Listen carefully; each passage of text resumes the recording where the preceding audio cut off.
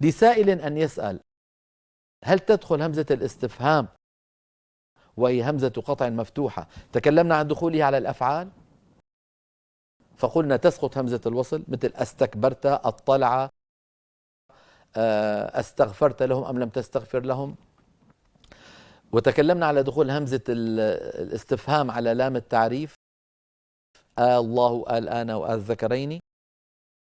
هل تدخل همزة الاستفهام على الأسماء إن كان أولها همزة وصل؟ همزة وصل لم يرد ذلك في القرآن الكريم، يعني ليس في القرآن العظيم اسم أوله همزة وصل دخلت عليه همزة الاستفهام. لكن في اللغة، نفرض في اللغة هل تدخل؟ تدخل. مثلا كلمة واحد، مثلا كلمة اسم أول همزة وصل، لو أردنا أن نستفهم نقول سندخل. طبعا اسم أول همزة مكسورة لأن حركة همزة الوصل في الأسماء مكسورة كما ذكر إمامنا الجزري: واكسره حال الفتح والكسر، وفي الأسماء غير اللام كسرها. وفي الأسماء غير اللام كسرها، يعني كسرها حاصل، كسرها واقع منقول. فعندما ندخل همزة استفهام يعني مفتوحة على همزة الوصل المكسورة في الأسماء فلا لبس، فتبقى القاعدة الأصلية وهي أن همزة الوصل تسقط في درج الكلام. فإن سمعت متكلما يقول اسما فتعلم أنه يخبر، وإن سمعته يقول أسما أولا همزة مفتوحة فتعلم أنه يستفهم، لأنه لو لم يكن يستفهم لكانت اسما مكسورة الهمزة ولم ترد في القرآن. لو سمعت واحد يقول ابنا واحدا عندك، هذا مخبر، يخبرك أن عندك ولد واحد. لو قال لك ابنا واحدا، ابنا مفتوحة، ابنا واحدا عندك، فهو مستفهم. لما؟ لأن الهمزة مفتوحة، فسقطت همزة الوصل لما أدخلنا عليها همزة الاستفهام، لأن همزة الوصل مكسورة والتي أدخلناها مفتوحة، فتبقى القاعدة مضطردة دائما إلا إن دخلت همزة الاستفهام على لام التعريف.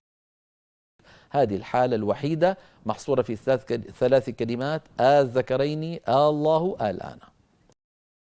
أظن بهذا نكون قد جمعنا كل الصور. نلاحظ ذلك على اللوحة بارك الله فيكم التي تبين صورة لم ترد في القرآن، ولكن ليكتمل البحث لدينا. إذا دخلت همزة الاستفهام على همزة الوصل في اسم تسقط همزة الوصل خطا ولفظا، ولم يرد ذلك في القرآن. نحو ابنا تصبح أبنا، اسما تصبح أسما.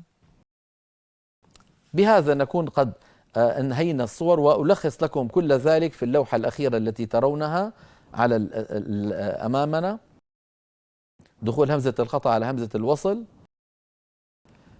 في الأفعال والأسماء تسقط همزة الوصل خطا ولفظا كما تقدم. أما في لام التعريف فتبقى همزة الوصل لكن مع تغييرها أيضا كما تقدم. بهذا ولله الحمد والمنة نكون قد أشبعنا بحث همزة الوصل وهمزة القطع ودخولهما على بعضهما ومجاورتهما، سواء هذه سبقت هذه أو هذه سبقت هذه. كل الصور اللي ممكن تأتي في القرآن العظيم استعرضناها من خلال أبيات إمامنا الجزري جزاه الله تعالى عنا كل خير وأثابه، ورزقنا وإياكم تلاوة مطابقة للموروث النبوي، اللهم آمين.